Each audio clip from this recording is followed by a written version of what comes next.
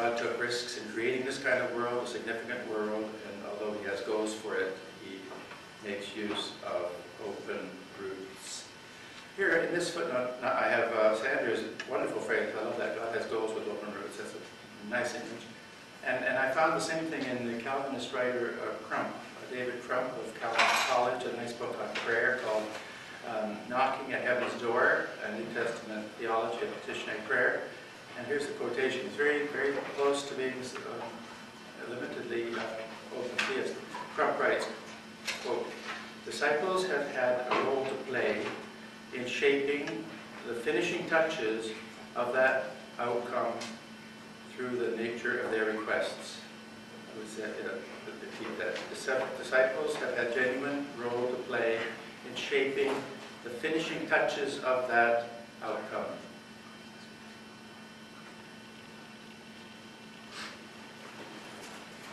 Yeah, I like that. He does distinguish himself from open theism in the later chapter, but he does also say that there are unfinished things, unsettled things, that we will be part of settling with God, which is, of course, quite familiar to our language.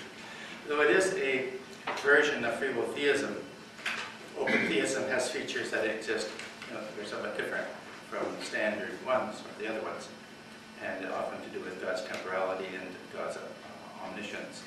It speaks of the present knowledge of God, the dynamic knowledge of God or some such. And we have this insight is that God knows everything that can be known, but that the future free acts of human beings are not yet real and therefore cannot be known, not there to be known. We think that it is no defect for God not to know what is unknowable. God made a world with free creatures in it, and these creatures can make a difference. How could they possess such freedom if God knew ahead of time exactly what they would do? God could know the future exhaustively if everything were determined, which is the position of Paleo-Calvinists, but we find the biblical narrative more dynamic and capable of being interpreted than it can be interpreted in deterministic ways. Open theism is a subspecies then of non-determinist or free will theism. And if in order to locate it historically, one could name it as a variant of Wesleyan Arminian thinking. Free will theism is older than that, though, arising in the early church fathers prior to Augustine and still held by the Orthodox churches. We all reject Augustine's view that God is all determining and the sole cause of every event, and uphold that instead a human freedom and an idea of cooperation with God's will are there. Quote, brackets, the latter, that is this cooperation with God's will, could be called evangelical synergism. Alan's not here, the Lutherans might not want to do that. Anyway, it could be called that, though the label would not be to everyone's satisfaction. At least it underlines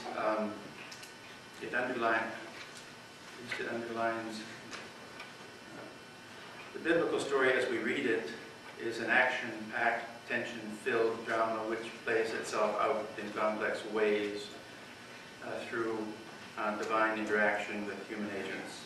In this interaction, God is always the senior partner, but humans also play a role in it. In this interaction, yeah, that's right. I see this kind of thinking in the early fathers in Eastern Christianity and Roman Catholicism and Wesleyan Arminianism movement, and now in the demographically enormous Pentecostal surge. One sees this way of thinking in modern authors such as Wolkinghorn, who uses the language of kenosis, and Jürgen Moltmann, who focuses on divine suffering, and in Paul Fides, who develops the belief in a framework of social Trinitarianism. So many people are doing very close to what we're doing too, and we should welcome that and join with them to enrich our ability to communicate. Those who call themselves open theists may have renamed it, packaged it, and to make a witness into the evangelical movement. But of course, it doesn't have to be put that way, labeled that way. Besides those mentioned, there are other modern scholars like Ward and Swinburne, Wolterstorff, Lucas, Vanstone, who speak this way about the kenosis and God giving God's self to us. And also people like Jung. My point is that open theism does not stand alone and is not the property of evangelical theology. Most people use that name, don't want it anyway. One of our major themes is that God created the world for loving relations. That's the love goal, the love project. From scripture and tradition, we sense that genuine love has an element of decision in it, and it is something that is chosen. One does not love a partner who is programmed by computer to love us back, God created us for something higher, with the capacity to say yes or no to God and to goodness. Thus, there is risk in this, even for God, the risk that we may not choose to love and obey Him. But God has evidently decided that it is worth the risk. He's taken the kind of risk that we ourselves, as persons, take when we hope that our children, as was mentioned last night, our children may follow on. And that's from Hasper, really, that illustration of the Father and the children of His works.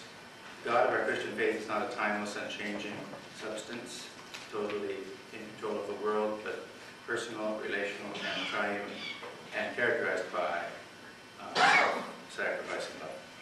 Central to the greatness of God for all open theists is God's willingness to be self-limited for the sake of love.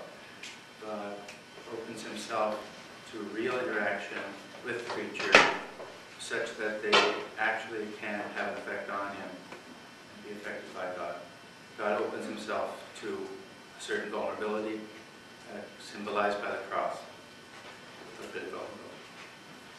Although theology in the past has seldom wanted to say these things, open theists believe we must say them.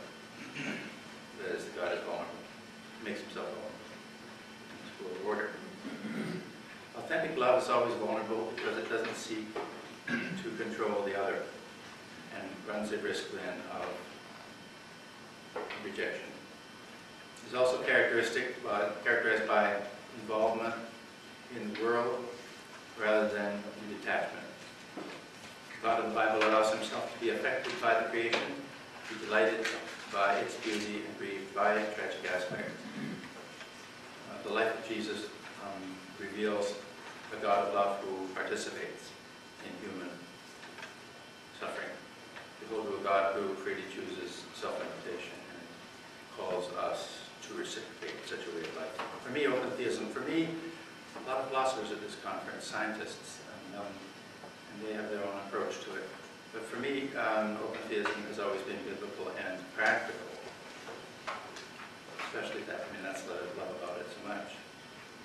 Unlike, say, conventional theism or process theism, we do not weigh in with huge assumptions about what God must be like, directed by philosophical reflection, which can abuse us to ignore, which can cause us to ignore important aspects of biblical witness. The foundation of open theism is the triune relationality of God Himself in the biblical narrative, the social trinity, and the responsiveness,